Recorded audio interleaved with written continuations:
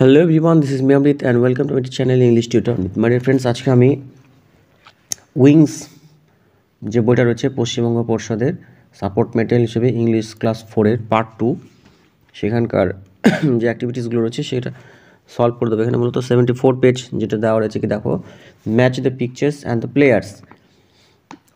পিকচার্সের সঙ্গে প্লেয়ারদের ম্যাচিং করতে বলছে। তো দেখো, প্রথমে দেওয়া হচ্ছে টেনিস প্লেয়ার্স কোনটা সেটা দেখতেই পাচ্ছ।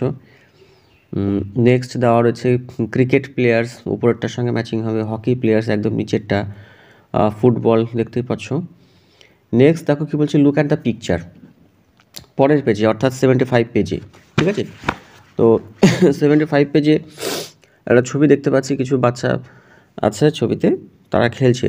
এবার বলছে answer the following question. Next দেখো কী বলছে, what do you see in the picture, ছবির মধ্যে তোমরা কী দেখতে পাচ্ছ। তাহলে সেই ক্ষেত্রে এটা অনেক রকম আনসার হতে পারে। আমি যেটা দিচ্ছি সেটাই আনসার সঠিক হবে সেটা কিন্তু নয়। এটা তো আনসার সঠিক হবে, অন্যরা অন্যরকমভাবেও কিন্তু দিতে পারো। ঠিক আছে, তো এখানে বলছে what do you see in the picture, তুমি কি দেখতে পাচ্ছ এই ছবির মধ্যে। তো সেই ক্ষেত্রে তুমি লিখতে পারো I can see some boys in the picture. Okay, next দেখো number 2, what are the players doing. So you can write like this, the boys are playing. Okay, বাচ্চারা কী করছে বা খেলোয়াড়রা কী করছে, দে আর প্লেয়িং। হ্যাঁ, নেক্সট দেখো নাম্বার 3 বলছে কি what is the name of this game, এই গেমটার নাম কি। So the name of this game is kabaddi. ওকে, এই গেমটার নাম হলো kabaddi. This is our national game also. Next দেখো পরের পেজে চলে আসবো। এখানে কি বলছে, read the passage and do the following activities, মানে এই প্যাসেজটা পড়ে আমাদের যে অ্যাক্টিভিটিসগুলো রয়েছে সেগুলোকে সলভ করতে হবে। তো চলো শুরু করা যাক। তবে ভিডিওটা শুরু করার আগে তোমরা অবশ্যই চ্যানেলটাকে সাবস্ক্রাইব করে পাশে থাকবে এবং পাশে আসে বেল আইকনটা অবশ্যই প্রেস করে পরবর্তী নোটিফিকেশন পাওয়ার ক্ষেত্রে। ঠিক আছে, দেখো কী বলছে, Sunil was going to a new school. Sunil নতুন একটা স্কুলে যাচ্ছিল, এটা পাস্ট টেন্সে দেওয়া রয়েছে, ওয়াজ রয়েছে। He did not like the school at all, সে তার স্কুলটাকে মোটেও পছন্দ করে না। হি ওয়াজ আ কোয়াইট বয়, সে একটা শান্ত ছেলে। He never had a fight in his life, সে তার জীবনে কোনোদিনও আর কি ঝগড়া মারামারি এগুলো করেনি, ফাইটিং করেনি, মারামারি করেনি। দে ওয়াজ a bully in his class. বুলি বলতে গায়ের জোর ফলানো ব্যক্তি, মানে তার ক্লাসের মধ্যে একজন কী বলবো, জেদি একটা কোনো ছেলে ছিল। ঠিক আছে, he use to beat, take away tiffin and make the boys do his homework. Use to আমরা কখন ইউজ করে থাকি, ইউজ টু মানে যখন অতীতকালের কোনো অভ্যাস বোঝাতে ব্যবহার করা হয়, মানে এটা মাঝে মধ্যেই এই অ্যাক্টিভিটিসটা হতো। তো সেই ক্ষেত্রে বলছে হি ইউজ টু বিট, সেই বুলি ছেলেটা মাঝে মধ্যেই সবাইকে মারতো। টেক অ্যাওয়ে টিফিন নিয়ে নিত খাবার। And make the boys do his homework, এবং তার যে হোমওয়ার্কগুলো রয়েছে সেটা অন্য ছেলেদেরকে দিয়ে সে করিয়ে নিত। Life had become miserable for Sunil, মানে সুনীলের যে জীবন সেটা একদম অসহনীয় হয়ে গেছিলো, দুর্বিষহ হয়ে গেছিলো। But he could never gather the courage to protest, কিন্তু সে তার আর কি সাহস জোগাতে পারতো না, গ্যাদার করতে পারতো না তাকে প্রোটেস্ট করার জন্যে, প্রতিরোধ করার জন্যে, সেই বুলি ছেলেটাকে প্রতিরোধ করার জন্য সে কিন্তু সাহস জোগাতে পারতো না। মেন হোয়াইল আর new boy came to his class, ইতিমধ্যেই কিন্তু তার শ্রেণীতে একটা নতুন বাচ্চা চলে আসলো। He started facing the same problem, সেও কিন্তু সেই একই রকম সমস্যার সম্মুখীন হতে লাগলো। হি ক্রাইড অল ডে, সে সারাদিন ধরে কাঁদতো। Suddenly Sunil could not take it anymore, হঠাৎ করে সুনীল এটাকে আর নিতেই পারছে না, মানে অসহ্য হচ্ছে আর কি। He saw the bully beating the boy, সে দেখলো যে সেই বয় মানে ছেলেটাকে সে অনেক পিটছে, সেই বদমাস ছেলেটি। He went and stood before the bully, সে গেল এবং সেই বুলি ছেলেটার সামনে কিন্তু দাঁড়ালো। He was pushed but he did not move, তাকে ধাক্কা দেওয়া হলো কিন্তু সে কিন্তু একটুকু সরলো না।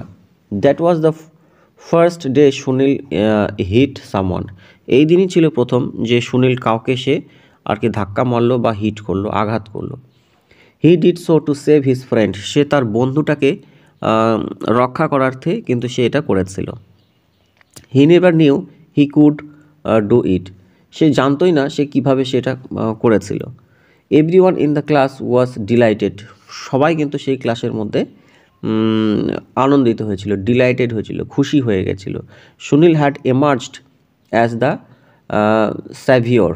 এমার্জ বলতে প্রকাশিত হওয়া, হ্যাঁ, অ্যাজ দ্য স্যাভিওর, স্যাভিওর বলতে রক্ষাকর্তা হিসেবে, আননোয়িংলি মানে অনিচ্ছাকৃতভাবেই কিন্তু সুনীল আর কি সবার রক্ষাকর্তা হিসেবে কিন্তু উঠে দাঁড়ালো।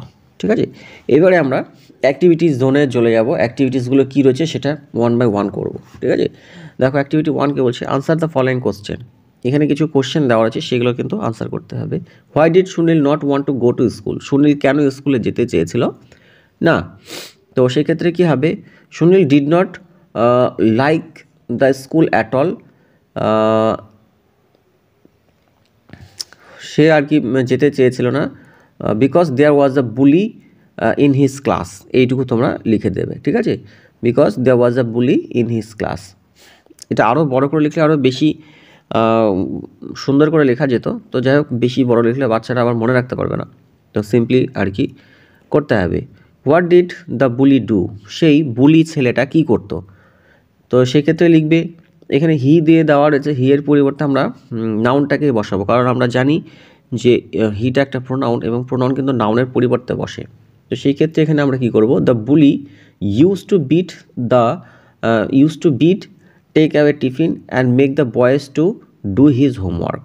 ঠিক, দেখো এবারে সি নাম্বারটা। What did Sunil do to help the new boy? তো মানে নতুন ছেলেটা ছিল, তাকে সাহায্য করার ক্ষেত্রে সুনীল কি করেছিল? তো সেখানে লিখবে, Sunil went and stood before the bully, he pushed the bully but he did not move.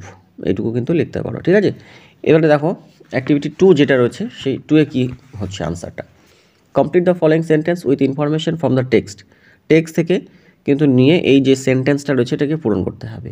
Sunil never had, এখানে নেভার দিয়ে কোথায় বাক্যটা রয়েছে দেখো, প্রথম দিকে কিন্তু দেওয়া হচ্ছে হি never had a fight in his life. তো সেই ক্ষেত্রে হবে Sunil never had a fight in his life. Okay, number দেখো, দ্য নিউ বয়। তো সেক্ষেত্রে হবে